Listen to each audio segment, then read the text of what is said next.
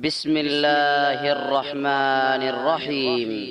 تسجيلات دار الحديث بمأرب حرسها الله تعالى تقدم لكم هذه المادة. يوصيكم الله في أولادكم للذكر مثل حظ الأنثيين، فإن كن نساء فوق 2 فلهن ثلثا ما ترك، وإن كانت واحدة فلها النصف، ولأبويه لكل واحد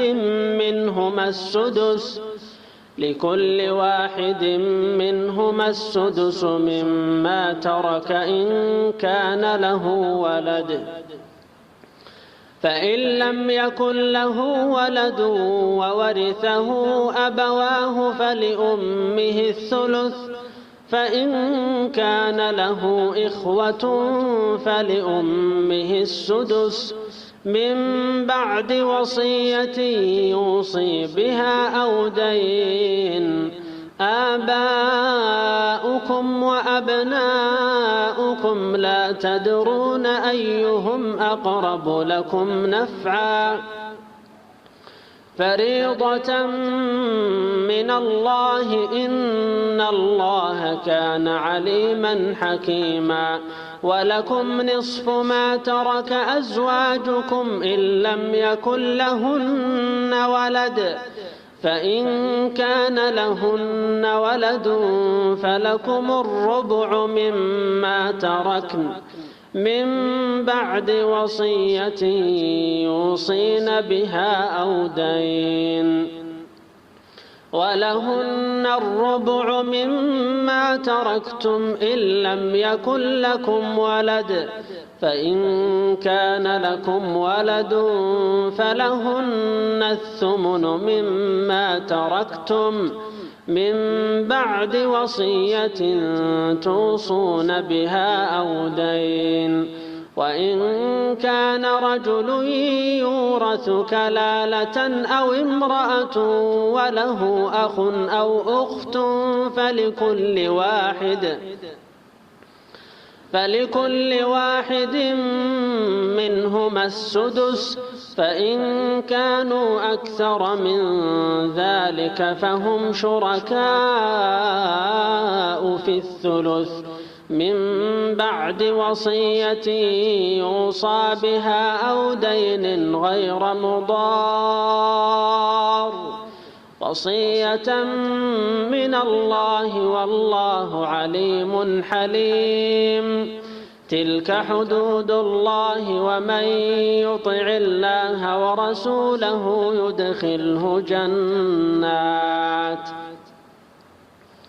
يدخله جنات تجري من تحتها الأنهار خالدين فيها، وذلك الفوز العظيم. ومن يعص الله ورسوله ويتعد حدوده يدخله نارا خالدا فيها وله عذاب مهين. واللاتي يأتين الفاحشة من نسائكم فاستشهدوا عليهن 4 منكم، فإن شهدوا فأمسكوهن في البيوت حتى يتوفاهن الموت أو يجعل الله لهن سبيلا. واللذان يأتيانها منكم فآذوهما، فإن تابا وأصلحا فأعرضوا عنهما، إن الله كان توابا رحيما. إنما التوبة على الله للذين يعملون السوء بجهالة، فأولئك يتوب الله عليهم، وكان الله عليما حكيما. إنما التوبة على الله للذين يعملون السوء بجهالة ثم يتوبون من قريب فأولئك يتوب الله عليهم وكان الله عليما حكيما. وليست التوبة للذين يعملون السيئات حتى إذا حضر أحدهم الموت قال إني تبت الآن ولا الذين يموتون وهم كفار أولئك أعتدنا لهم عذابا أليما.